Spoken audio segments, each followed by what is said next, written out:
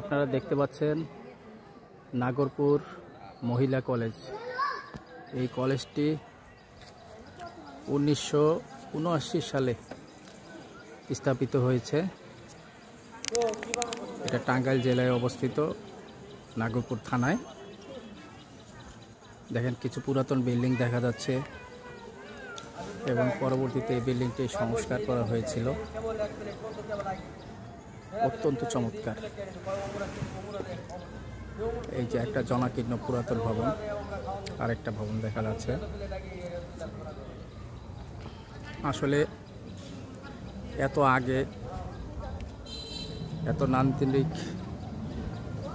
শৈল্পিকতায় ভবনটি নির্মাণ হয়েছে, যেটা স্বচক্ষে না দেখলে বোঝা যাবে না।